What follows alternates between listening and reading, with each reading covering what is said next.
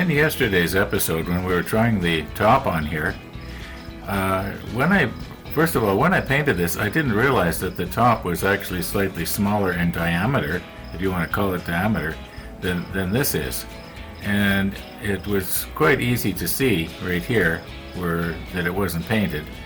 So what I'm going to do is I'm going to take the paint here and just with a brush go around the outside. But then I was also noticing that down here on the bottom that when I did the primer, to blacken it with the primer, it sort of leaked through and there's a bit of a crack showing there. Not sure if there is here or not. See, I hate to touch it up with a brush because it really shows the difference between the spray and the brush. I'm almost thinking that maybe the best thing to do might be to take this out. If you remember, we didn't glue it in, and maybe just respray the whole thing. How do I plug this up though so that it doesn't get down in there and then I have the same problem I had in yesterday's episode where I'd fix one and it would ruin the other, and then I'd fix that one and it would, it just was going back and forth about 3 or 4 times there. Very frustrating, as they say. Yeah, I'm just wondering, maybe I shouldn't just respray this whole thing here. See if I can't just mask this off. Try and do a little better job of masking off than but then on the other hand, I've got to mask the bottom off too.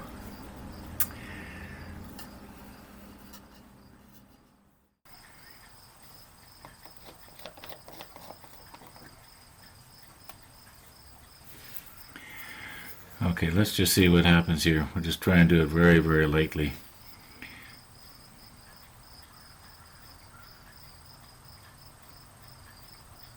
I think once this dries,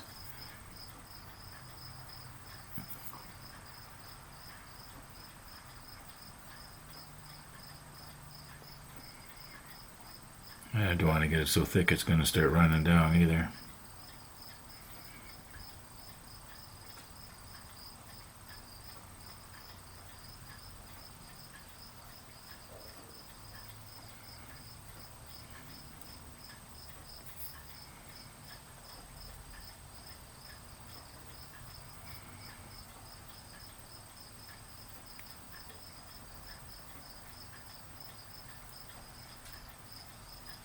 Now it's only the outside of this, you might call it a oval, sort of oval. Only the outside that is, let's see, and the inside is covered. Okay, we'll let that dry now. At least we got rid of that dark spot there. Now what's going to happen right here? Now, let's not put it on too thick.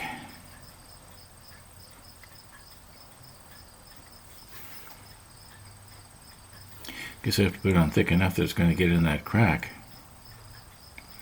Okay, now here's hoping that when it dries, it's not going to be noticed. Boy, I don't know.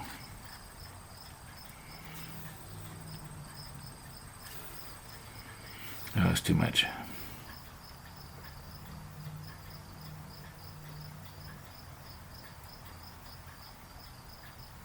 I'm sort of flooding it into the crack there. We'll see what happens once that's dry. Oh, it's starting to show again. Well, I think maybe the thing to do here is yeah,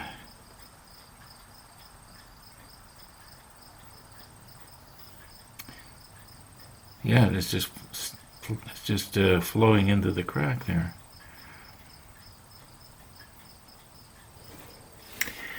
Okay, let's let that dry and then maybe I'll have to do it another time here. How about the top?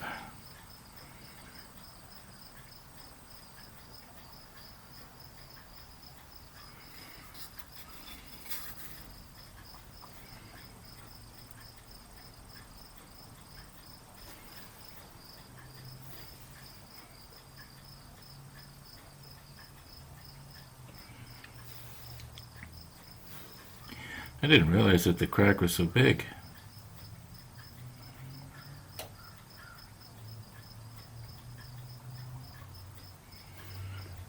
Okay. Well, here's hoping now when that dries it matches the original paint. It should. It's out of the same jar.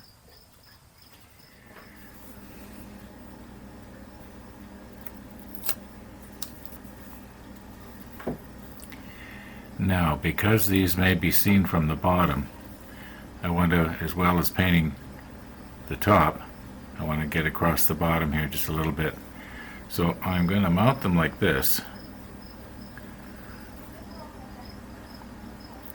I think this should work. I wonder if maybe I should be making a little hole there so that this little pin can go down into it. Okay, nothing fancy here. I just took a screw and turned it backwards. Yeah.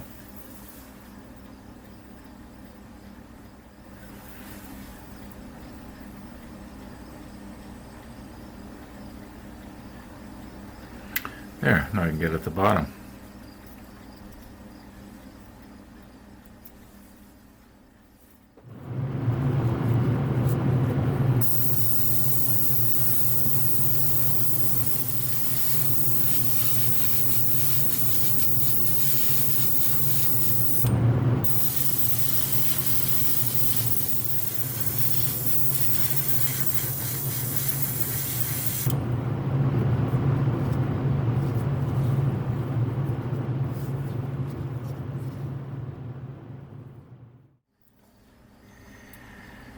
This means that steps 37 and 38 are done.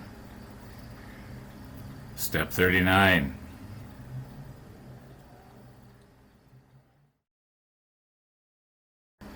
Well, it looks like just about all of this is off of the G sprue. G9, G11 and 12, G18,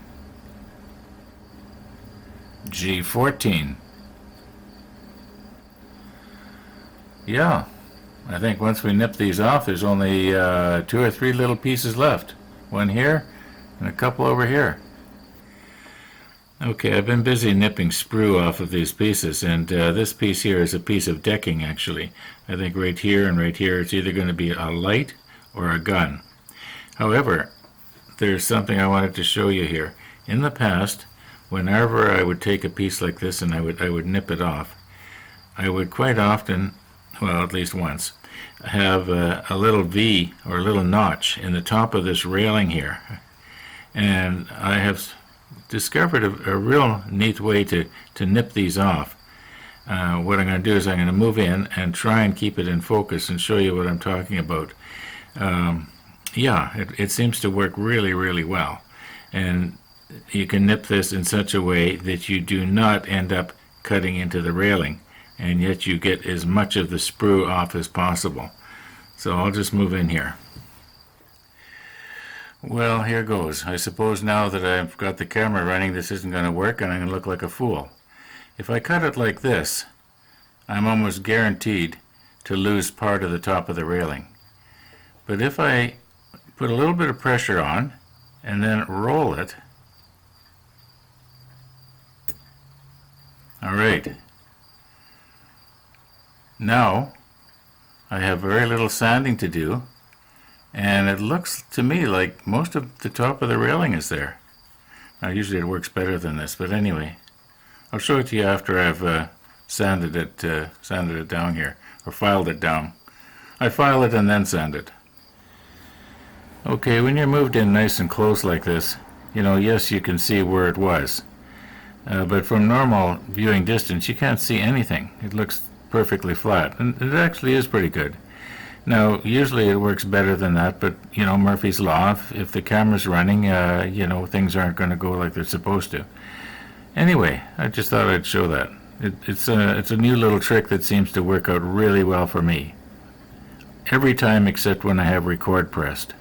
I know where I went wrong there. I was watching this while I was editing out this little clip, and I was paying so much attention to trying to keep the everything in the field of view for the camera that I wasn't paying enough attention to the amount of pressure I was putting on the nipper. And when I was, first putting the pressure on there before I twisted it, I squeezed just a little bit too much.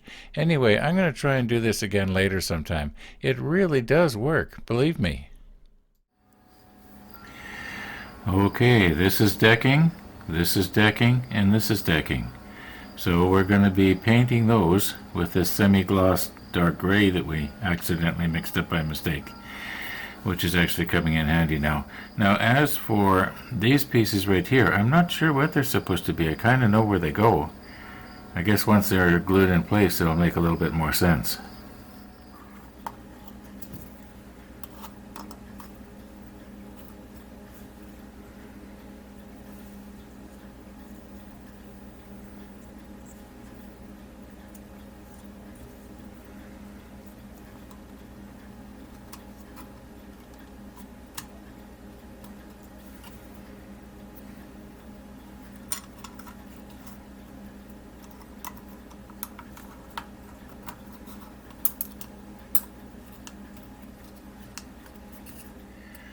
I am trying to decide what is the best way to do this now. Should I paint the deck first? And then flip it over and paint the bottom? Because the bottom and all of this has to be painted the same color of gray as this.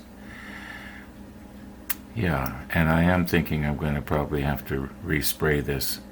I'm noticing that I've got some kind of almost like scrapes.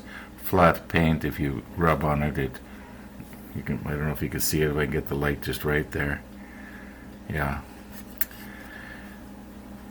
And it's probably going to get worse before I get through, because you have to put a certain amount of force on all these parts to get them to slide in. For instance, this one right here, it's got to somehow slide in right here.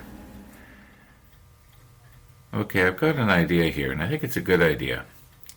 If I take a piece like this and I stick it down on the masking tape like this one is, and then when I spray, the spray is deflected off of the masking tape and goes underneath, okay? And it gets on, it gets underneath. So I was just sort of wondering, what if a person was to hold the piece by hand, and then when you spray, keep the spray basically perpendicular to the surface of whatever it is, in this case the deck. And you'd have to go at a slight angle to get into little grooves like this, but you'd want to be careful that you didn't turn it too much on its side like this. Well, obviously you can use your head and not do that. But the idea is that the overspray, I'll have to be careful not to poke myself here, that the overspray will go past it and just keep on going. It won't curl underneath and get on the bottom. I'm going to try that. While I'm thinking about it, somebody was sort of asking about these miniature cotton swabs. Well, this is them right there.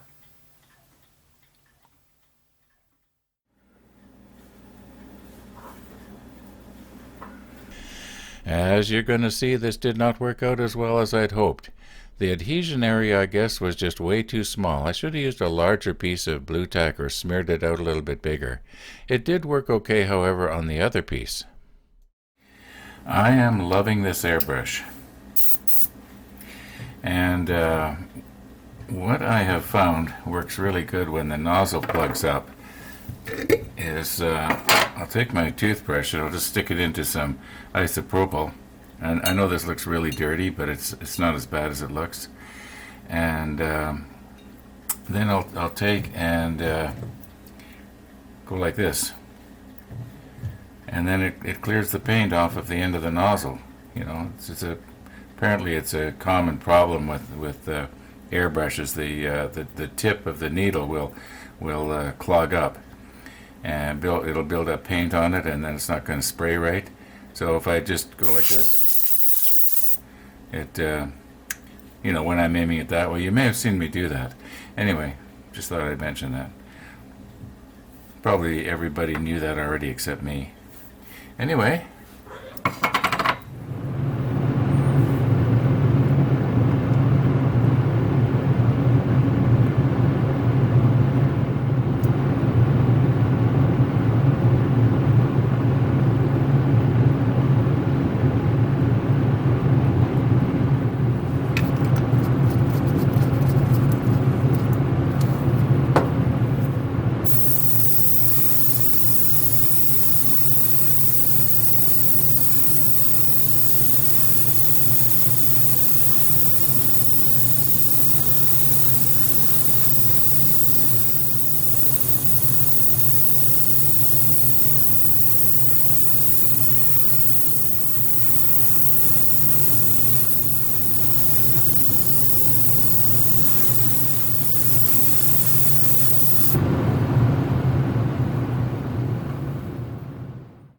Undoubtedly, there's been people notice that when I clean my airbrush and take it apart, I just lay the little parts on this microfiber towel here.